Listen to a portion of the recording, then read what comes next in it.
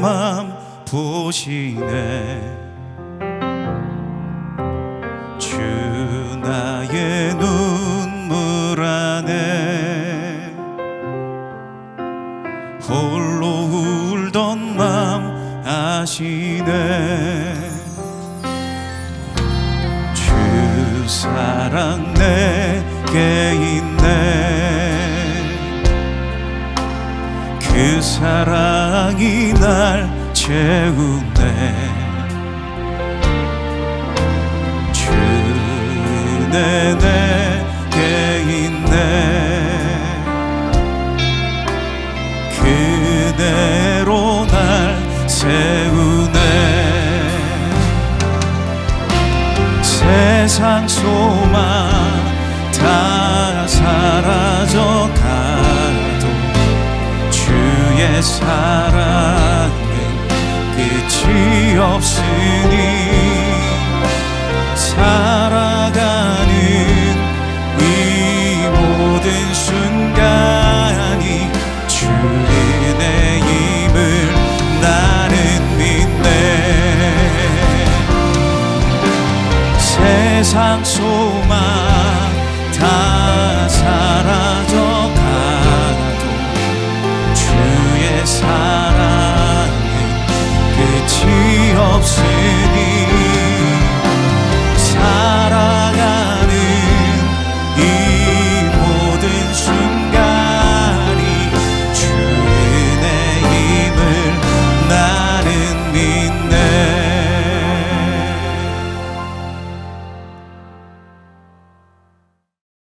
제 13장. 아모스의 아들 이사야가 바벨론에 대하여 받은 경고라. 너희는 민둥산 위에 기치를 세우고 소리를 높여 그들을 부르며 손을 흔들어 그들을 존귀한 자의 문에 들어가게 하라. 내가 거룩하게 구별한 자들에게 명령하고 나의 위엄을 기뻐하는 용사들을 불러 나의 노여움을 전하게 하였느니라. 산에서 무리의 소리가 나며 많은 백성의 소리 같으니 곧 열국 민족이 함께 모여 떠드는 소리라. 만군의 여호와께서 싸움을 위하여 군대를 거면하심이로다. 무리가 먼 나라에서 하늘 끝에서 왔으며 곧 여호와와 그의 진노의 병기라. 온 땅을 멸하려 함이로다. 너희는 애곡할지어다. 여호와의 날이 가까웠으니 전능자에게서 멸망이 임할 것이미로다. 그러므로 모든 손에 힘이 풀리고 각 사람의 마음이 녹을 것이라. 그들이 놀라며 괴로움과 슬픔에 사로잡혀 해산이 임박한 여자같이 고통하며 서로 보고 놀라며 얼굴이 불꽃 같으리로다. 보라, 여호와의 날 곧 잔혹히 분냄과 맹렬히 노하는 날이 이르러 땅을 황폐하게 하며 그 중에서 죄인들을 멸하리니 하늘의 별들과 별 무리가 그 빛을 내지 아니하며 해가 돋아도 어두우며 달이 그 빛을 비추지 아니할 것이로다.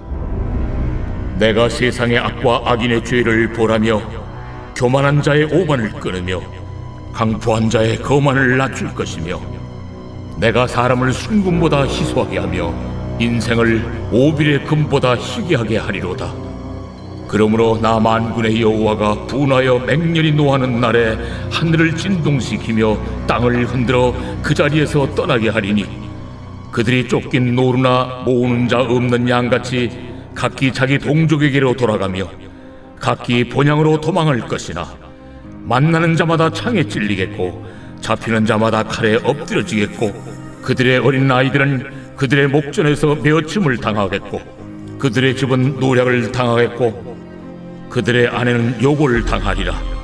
보라, 은을 돌아보지 아니하며 금을 기뻐하지 아니하는 메대 사람을 내가 충동하여 그들을 치게 하리니 메대 사람이 활로 청년을 쏘아 죽이며 태의 열매를 궁일이 여기지 아니하며 아이를 애석하게 보지 아니하리라. 열국의 영광이요 갈대아 사람의 자랑하는 노리개가 된 바벨론이 하나님께 멸망당한 소돔과 고모라 같이 되리니 그곳에 거주할 자가 없겠고 거처할 사람이 대대에 없을 것이며 아라비아 사람도 거기에 장막을 치지 아니하며 목자들도 그곳에 그들의 양떼를 쉬게 하지 아니할 것이요 오직 들짐승들이 거기에 엎드리고 부르짖는 짐승이 그들의 가옥에 가득하며 타조가 거기에 깃들며 들량이 거기에서 뛸 것이요 그의 궁성에는 승냥이가 부르짖을 것이요 화려하던 궁전에는 들깨가 울 것이라. 그의 때가 가까우며 그의 날이 오래지 아니하리라.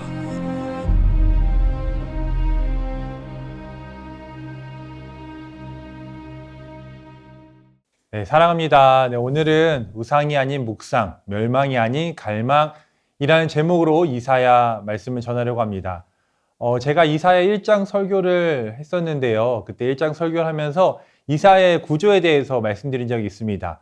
이사야는 크게 두 부분으로 나뉘게 되죠. 1장부터 39장까지, 그리고 40장에서 66장까지 이렇게 39장 앞부분은 경고와 심판에 대한 말씀, 그리고 뒷부분 27장은 회복에 대한 말씀입니다. 성경의 구약 39권, 신약 27권처럼 이사야도 39장, 27장, 그리고 66장으로 되어 있어서 작은 성경이라고도 표현을 했습니다. 앞부분 39장을 또 세 개의 구조로 나눌 수 있는데요. 1장부터 12장까지는 유다와 예루살렘에 대한 경고와 심판에 대한 말씀, 그리고 오늘 13장 시작으로 이스라엘 백성들을 넘어 이방 나라들에 대한 심판에 대한 경고의 말씀이 이어집니다. 그렇게 35장까지 이어지고 36장에서 39장은 히스기야 왕에 대한 말씀으로 이어지게 됩니다. 오늘부터 10개의 이방 나라에 대한 경고의 메시지가 시작되는데요. 그 시작이 바로 우리가 너무나도 잘 알고 있는 바벨론입니다. 바벨론은 강대국이었습니다. 당대 최고의 수준의 법률, 건축, 학문을 자랑하던 화려한 제국이었지만 이스라엘 백성들이 포로 생활도 했던 곳이었지만 하나님의 주권에 도전하는 우상숭배와 교만의 대표적인 나라였습니다. 바벨론을 시작해서 10개의 경고로 멸망하는 나라가 나오는데요. 바벨론, 아수르, 블레셋, 모압, 다메섹, 구스, 애굽, 두마, 아라비아, 두로, 이렇게 10개의 나라입니다. 이 나라들의 경고의 메시지는 제가 정리해봤는데 이렇게 되어 있습니다. 바벨론은 교만과 우상숭배로 인해 배대와 파사 등을 통해 완전히 파멸될 것을 예언됩니다. 아수르는 당대 강력한 제국이었으나 하나님의 백성을 괴롭힌 죄로 인해 유다 땅에서 꺾이고 심판을 받습니다. 블레셋은 이스라엘의 오랜 적대국으로 북방에서 몰아치는 재앙과 심판에 의해 멸망될 것을 선언합니다.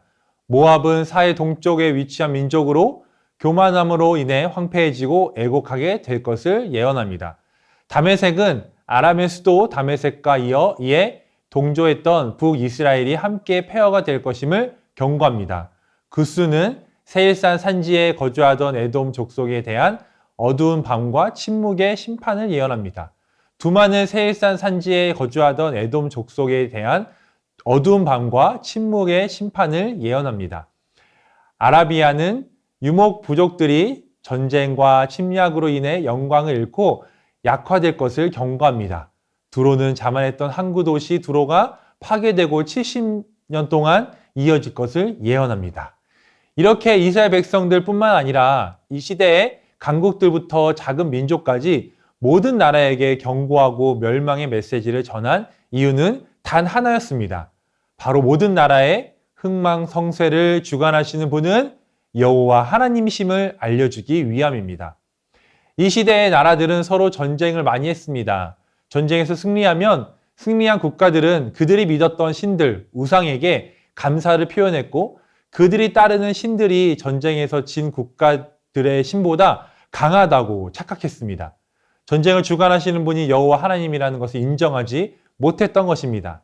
하나님은 모든 나라를 하나하나 멸망시키시면서 전쟁의 주관은 이방 나라 사람들이 섬기는 우상이나 신이 세거나 약해서 승패가 갈려지는 것이 아니라 모든 전쟁은 역사는 하나님께 속한 것이고 역사의 주관자는 여호와 하나님이시라는 것을 보여주기 위함이었습니다. 이방 나라들이 경고의 메시지를 받고 무너진 이유는 크게 두 가지로 볼 수 있는데요. 첫 번째는 여호와 하나님이 아닌 우상을 만들고 의지했기 때문입니다. 우상은 생명도 없고 아무것도 구원할 수 없는 헛된 것입니다. 사람들이 만든 우상, 그리고 참 하나님의 차이가 있는데요. 그 차이를 5가지로 정리합니다. 첫 번째는 우상은 피조물이고 하나님은 창조주이시라는 겁니다. 인간이 만든 금, 은, 나무 모든 인간과 똑같은 피조물이라는 것입니다. 그러나 창조주 하나님은 우주 만물을 직접 만드신 분입니다. 하나님이 인간에게 피조물을 다스리라고 창조하셨는데 어리석게 피조물이 인간을 다스리게 되는 우상이라는 것입니다. 두 번째는요, 우상은 죽은 것이라 생명이 없지만 하나님은 살아계신 하나님이십니다. 우상은 입이 있어도 말을 하지 못하고요, 눈이 있어도 보지 못합니다. 귀가 있어도 듣지 못합니다. 그러나 우리 하나님은요, 역사를 이끄시고 기도를 들으시고 실제로 일하시며 역사하시는 분입니다. 세 번째는 우상은 과거를 설명하지도 미래를 예언하지도 못하지만 우리 하나님은 역사의 주관자이시기에 시작과 끝을 아시며 말씀으로 예언하시는, 또한 말씀대로 이루시는 분입니다. 네 번째는 우상은 탐욕과 기복을 위해 사람들의 힘을 빠지게 하고 인간의 것을 빼앗아갑니다. 그러나 하나님은 사랑과 언약의 관계이기에 자녀 삼아주시고 채워주십니다. 마지막 다섯 번째는요, 우상은 인간이 메고 다니는 짐 같은 존재이지만 우리 하나님은 자녀인 우리를 사랑으로 업어 키워주시는 힘이 되시는 분입니다. 성경에서도 우상을 이렇게 표현하고 있습니다. 이사야 46장 6절에서 7절 말씀입니다. 사람들이 주머니에서 금을 쏟아내며 은을 저울에 달아 도금장이에게 주고 그것으로 신을 만들게 하고 그것에게 엎드려 경배하며 그것을 들어 어깨에 메어다가 그의 처소에 두며 그것이 서 있고 거기에서 능히 움직이지 못하며 그에게 부르짖어도 능히 응답하지 못하며 고난에서 구하여 내지도 못하느니라. 사람이 무겁게 어깨에 메어야 하는 짐이며 아무런 능력이 없다라고 말씀하십니다.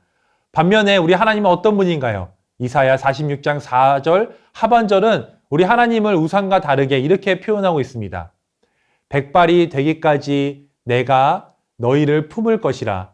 내가 지었은즉 내가 업을 것이요 내가 품고 구하여 내리라. 아멘. 우리 하나님은 자녀인 우리를 품고 업고 구원해 주신다는 그런 구원자이십니다. 오늘 설교의 제목처럼 인간에게 짐을 주는 우상이 아니라 힘을 주시는 여호와 하나님을 묵상해야 합니다. 우상이 아니라 묵상입니다. 또한 바벨론이 무너진 가장 결정적인 원인은요, 바로 교만이었습니다. 오늘 말씀 11절을 볼까요? 내가 세상의 악과 악인의 죄를 벌하며 교만한 자의 오만을 끊으며 강포한 자의 거만을 낮출 것이며. 바벨론은 하나님보다 높아지려 했고 교만을 가지고 있었습니다. 그래서 이사야 14장 13절 상반절도 바벨론이 얼마나 높아지려고 했는지 이렇게 표현하고 있는데요. 내가 내 마음에 이르기를 내가 하늘에 올라 하나님의 무별의 위에 내 자리를 높이리라. 하나님이 아닌 내 힘으로 내 뜻대로 하려고 하는 교만한 마음은 결국 멸망의 길로 가는 지름길이 된다고 합니다. 교만은 패망의 선봉이라고도 말씀하고 있습니다. 사랑하는 성도 여러분, 오늘의 경고는 바벨론에게만 주어지는 경고의 메시지가 아닙니다. 이 세상을 살고 있는 저와 여러분에게도 하나님이 아닌 세상이 만들어 놓은 우상을 붙들려고 하는 마음과 하나님보다 나를 더 의지하려는, 또한 높아지려는 눈에 보이지 않는 교만으로 우리는 바벨론처럼 멸망의 길로 빠지게 될 수 있다는 것입니다. 하지만 멸망의 길에 빠지려는 우리를 소망과 희망의 길로 인도해 주시기 위해 이 땅에 예수 그리스도가 이 땅에 오셨습니다. 오늘 말씀의 제목, 멸망의 길로 가지 않기 위해서는 예수 그리스도를 갈망해야 합니다. 경고의 메시지라는 것은 돌이킬 수 있는 기회가 있다는 것입니다. 예수 그리스도를 갈망하십시오. 갈망하다는 뜻을 찾아보니까요, 하나님을 만나지 않으면 살 수 없는 절박한 심정을 말합니다. 시편에서는 목마른 사슴이 시냇물을 찾는 그 갈급함을 표현하고 있습니다. 사랑하는 성도 여러분, 오늘 말씀을 통해 우리에게 짐이 되는 우상이 아니라 힘을 주시는 예수님을 묵상하십시오. 교만과 오만으로 멸망의 길에 빠지기 전에 소망과 희망을 주시는 예수님을 갈망하십시오. 우상이 아니라 묵상입니다. 멸망이 아니라 갈망입니다. 말씀을 되새기며 함께 기도 제목 나누고 기도했으면 좋겠습니다. 세상의 힘이나 눈앞의 환경에 흔들리지 않고 역사를 주관하시는 여호와 하나님만 내 삶의 주관자로 높이며 살아가게 하소서. 아멘. 나를 짓누르는 짐 같은 우상을 내려놓고 나에게 힘이 되시는 여호와 하나님을 붙들며 살게 하소서. 아멘. 내 힘과 뜻대로 살려 했던 교만한 마음을 버리고 겸손히 하나님 주권 아래 바로 서서 멸망의 길이 아닌 생명의 길로 걸어가게 하소서. 아멘. 이어서 여름 사역을 위한 기도 제목입니다. 오늘과 내일 진행되는 초등부와 소년부 여름 캠프를 통해 진정한 왕이신 하나님의 말씀을 삶의 기준으로 살아내는 삶이 되게 하소서. 아멘. 모든 농촌 선교가 행사나 일정으로 끝나지 않게 하시고 섬기는 자와 섬김을 받는 자가 하나님 은혜를 경험하게 하소서. 아멘. 모든 여름 사역을 통해 예수 그리스도의 복음이 전해져 초대교회와 같은 부흥을 경험하게 하소서. 아멘.